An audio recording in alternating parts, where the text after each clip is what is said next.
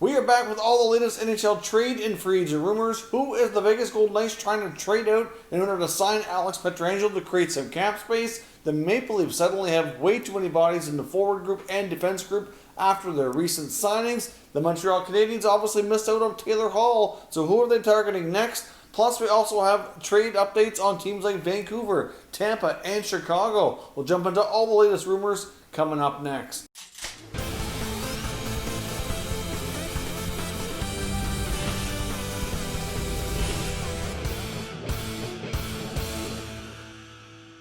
So welcome back to another video here at Top Shelf Hockey. Now, of course, the last couple of days we've been really busy talking about all the signings and trades. We haven't really had time to get caught up on all the latest rumblings and rumors from around the NHL. Right now, it looks like the news cycle for the evening has kind of calmed down. I don't expect any more big breaking news tonight, so I thought it would be a good time to dive into all the latest rumors because there's still lots going on that's expected to take place here in the short term. Now, first up, let's talk about the situation with Vegas. Now, they're right now are the leading contenders to sign Alex Pietrangelo as a free agent. Of course, we saw the St. Louis Blues sign Torrey Krug, so that pretty much seals the fate that Pietrangelo will not be going back to the St. Louis Blues. His time with the Blues as their captain will definitely be coming to an end. We know that he actually did go travel to Vegas to meet with the team, look at their practice facility, and learn lots more about everything else that comes with moving to Vegas. It's rumored that they're offering him a 7-year contract, some pretty substantial money, probably somewhere between $8 to $9 million. I don't know the exact cap hit right now, but it's a pretty substantial contract, and it's likely going to get done. But of course, Vegas needs to find some cap space, and they need to do it in the worst way. Now, right now, we're hearing a lot of rumblings, obviously, on their blue line. They're looking to trade out Nate Schmidt to make room for their new big free agent signing here. Now, obviously, Schmidt still has a fair bit of term left. He's making well over $5 million, so that's a big cap hit that would come off the books that would go well towards signing Alex Pietrangelo. Now, there was rumblings earlier about Schmidt being traded to the Florida Panthers. We've seen some pretty reliable sources, including guys like Andy Strickland, even saying that they thought it was pretty much a done deal. But right now, we don't have a trade here as of yet, and we have other pretty reliable sources as well indicating that the Schmidt to Florida is not happening, that there is a deal in place for him, but it's not the Panthers. So could it be Florida? Could it be the Winnipeg Jets? The Jets are another team who we saw make a trade with Vegas just a short time ago, acquiring Paul Stastny, bringing him back to Winnipeg. We know that they're still rebuilding their blue line, and it would make sense that the Jets would be interested in a guy like Schmidt. I think he'd be a great fit for them. He's got lots of term on his contract. That could be a great move for Winnipeg. Now, another player in Winnipeg as well that's been in the rumor mill that I've seen, especially today, that is being shopped quite heavily is Jack Roslovic. So maybe Roslovic's a player who would come with a pretty cheap cap hit, who could go back to Vegas in exchange for a player like Schmidt and offset things. I don't know. I mean, maybe Roslovic ends up going somewhere else. Hard to say exactly what happens, but there's a lot of moving parts. The Golden Knights are working feverishly trying to create some cap space. Other teams are not being overly kind to them, which really they shouldn't be. Obviously, Vegas is a great team, and many teams are tied up against it as well. There's not a lot of room, but I will say this: Schmidt likely does get traded. The information that is coming from some very reliable people that he will be on the move. It's just a matter of where he goes, with likely Florida or Winnipeg being the most likely landing spots for him.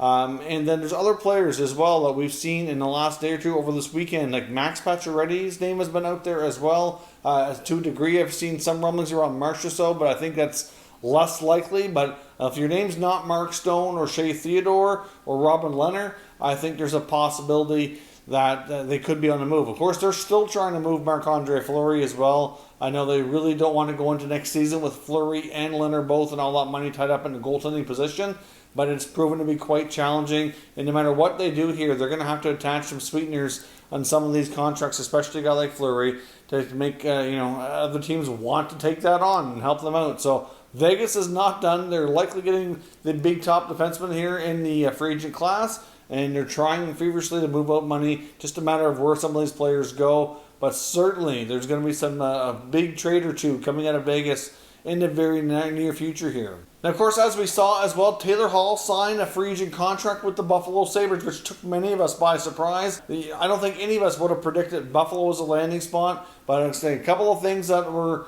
important, I think, is his relationship with Ralph Kruger came into play. Kruger coached the Oilers for a while, and he had a lot of respect and really liked how he coached, so that played a role for sure. And obviously an opportunity to play with a guy like Jack Eichel played a role for sure. But Hall went on about making it all about winning, and no offense to Sabres fans, they're just not close yet. Like, they've made some great moves. I'll give them credit. What they've done here between getting Eric Stahl, signing Taylor Hall, those types of moves are in the right direction. Kevin Adams as the new GM in Buffalo is off to a good start. I'll give them credit there. But if you're trying to win a Stanley Cup in the next year or two, like on a short-term deal, Buffalo is just not where anybody expected him to go. But I think a lot of other teams came in low on their contract offers. I've seen reports that the Avalanche were in the mix and were only up around $6.5 million. Now, a team like Montreal were also in the mix, but they never got far enough along that Marc Bergevin actually made an offer to sign Taylor Hall. Like, they were there were some conversations that were taking place around Hall and the Montreal Canadiens. There was certainly mutual interest on both sides, but they never got that far along. Now, the Montreal Canadiens obviously missed out again on a top free agent, but now I'm seeing rumblings that they're now looking elsewhere. They'd still like to add a scoring type of forward, and that they're having a look at Tyler Toffoli, and there's some conversations going on there. Now, I can't confirm how close things are as far as negotiations, and if they're really all that close to signing them. I can just confirm that there is indeed interest in Toffoli by the Montreal Canadiens, and they definitely are trying to add an additional top six forward who can continue to score here for their team. They want to add some more offense into the mix. So that is a player that we could see end up going there. Of course, the Vancouver Canucks have lost a lot of players through free agency so far. They have not been able to retain Jacob Markstrom. They didn't qualify Troy Stetcher. Chris Tanev left, and Toffoli could go as well. The Canucks obviously had a lot of these top priorities to keep a lot of these players in the mix, and right now they're not doing so well, and that could be to Montreal's game. But the Canucks are another team that are tight on space and have certainly spent a lot of time going after some big players like Oliver Ekman-Larsson. That took up a lot of their time. They were in on some other top players as well, and it just kind of slowed things down, and these other players didn't want to wait around looking for contracts. They wanted to get a deal done while they could, because things are happening fast and there's only so many seats at the table here. But Montreal could be in the mix here for Toffoli, which would be a good signing for the right price again. Toffoli's a guy who I think is a pretty good goal scorer. I do have some longer-term concerns over Toffoli, especially when it comes to foot speed and quickness and stuff. And, I wouldn't want to sign him too long-term because I think that could be problematic in the not-too-distant future. But certainly, if they can get him for the right price, I think it'd be a great possible offer there. But it's not a foregone conclusion that Toffoli wants to go to Montreal yet.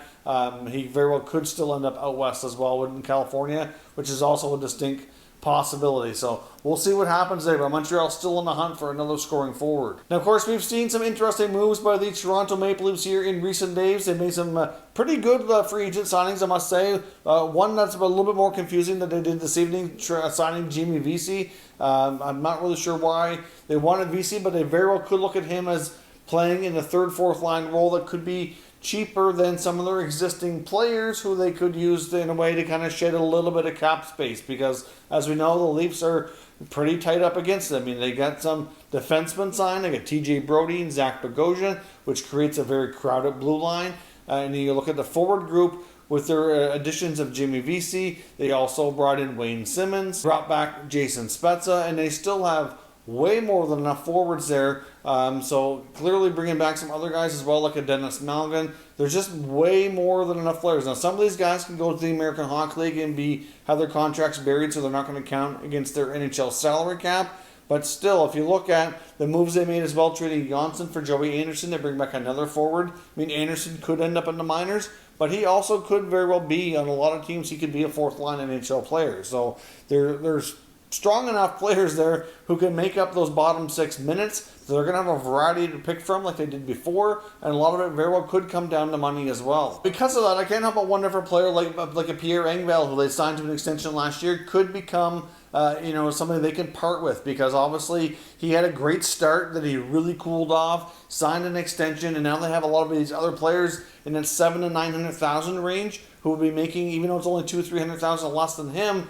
every little bit helps against the salary cap, and I could see him maybe being the next victim in the forward group of being a salary cap casualty here. Now, if you look at the blue line, for example, like I said, they brought in Bogosian and Brody. You have already got plenty of other players on their contract, including some, solid NHL guys like Riley and Muzzin. So those are likely going to be your top four right there. Then you still have Rasmus Sandin, who they should probably give an opportunity to. That still gives you Mikko Lehtinen, who they signed, coming over from the KHL, who's having a phenomenal start to his season over there. So clearly he didn't get signed to sit. He got signed to play. So there's another opportunity right there. They still have guys like Calle Rosen and Martin Marincin under contract. That still gives you Justin Hall. That still gives you Travis Dermott, and Dermott needs a new deal. He's a restricted free agent. So there's way more than enough defensemen there. They have about 8 or 9 guys who are capable or under contract. So you would have to think that somebody there is going to be on the way out as well. So obviously, like I said, your 4 guys, your vets, like your Riley Muzzin, your Brody Bogosian, obviously those guys are going nowhere. I'm sure they don't want to sign. I know for a fact they wouldn't want to trade Rasmus Sandin. He's going to be a big part of their future. They just brought in Lehtinen as well as a free agent. So there's 6 guys for sure that you don't want to trade. But then, like I said, then you have Hall, you have Dermott, you have Marincin, you have Rosen. There's 4 more guys right there. Now, could 1 or 2 play in the minors and be their depth pieces? Absolutely. That would make sense. But then there's still 1 or 2 more that just doesn't make sense that they could end up either losing on waivers during the NHL season. Once they go through camp and the season starts, they'd have to put a few of them through waivers to go to the minors.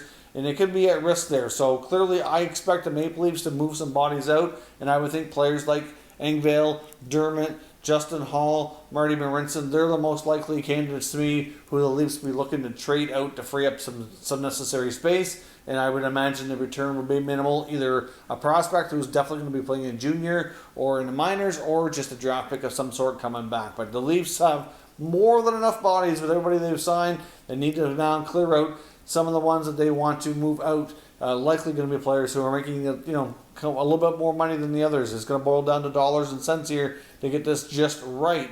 Now, reports out of Chicago indicate that the core veterans like Jonathan Toews, Patrick Kane, Duncan Keith are not too happy with GM Stan Bowman and the moves we've seen recently. The trade they made with the Colorado Avalanche here with trading Brandon Saad for Nikita Zadorov, as well as not bringing back goaltender Corey Crawford, really kind of, did not go over well with that group of players. They obviously had some success playing against the Edmonton Oilers in the Stanley Cup playoffs, which they were, surprising, but still a lot of people were looking at them going, geez, maybe Chicago isn't that far off from being good again and being able to contend for a playoff spot. They got some great youth. They just had a rookie season from Dominik Kubalik, which was fantastic. They got him signed. You get Kirby Dach. You get some great blue liners like Mitchell and Boqvist coming up. They got guys like DeBrincat and Strome that are still young and are up and coming and can only going to get better as well. You mix them in with some strong play from Toews and Kane. Duncan Keith's still a great skater. They look like they could be further along in coming back to being a playoff team than many have thought by mixing in some great youth with their vets. But now that Crawford's gone, Saad's gone, and there's a lot of talk they can move another defenseman, whether it be Calvin DeHaan or Connor Murphy. There is reports that one of them could be the next to go. That's kind of sending some mixed signals here that maybe they're heading more towards a rebuild than they are a retool. Obviously, the retool was something we expected, and it looks like we're getting more of a rebuild. And Jonathan Toews is a player who wants to win every year. Now, keep in mind, at this point, when it comes to the Hawks, none of the big vets like Toews or Kane have been upset to the point that they've requested a trade. I'm not suggesting that that's where things are at, but I'm suggesting that depending on how things go the rest of this offseason or what direction the management wants to explain to these guys on where they're going, we very well could get to that point that maybe they'll be like, you know what, we are here to play, we're here to win. We're not part of a rebuild. We don't think that they would want to go through that while they're, still playing at a high level. So would not be shocking if Chicago makes additional moves, like I said, with a guy like DeHaan or Murphy. And will we see one of their vets be upset to the point that they do want to be moved?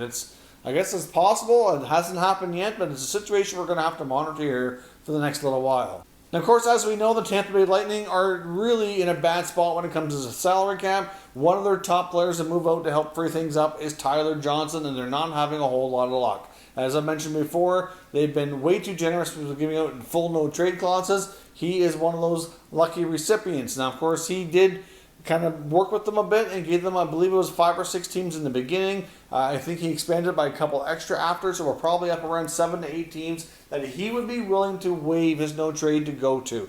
Now, of course, I'm assuming, based on how things have gone, that the trade talks between Tampa and those teams did not go well. So we surprisingly saw Tyler Johnson go on waivers. At this point, Tampa's trying to be creative and figure out whatever way they can to get that contract off the books so they can proceed with trying to sign guys like Sergachev and Cirelli and Cernak.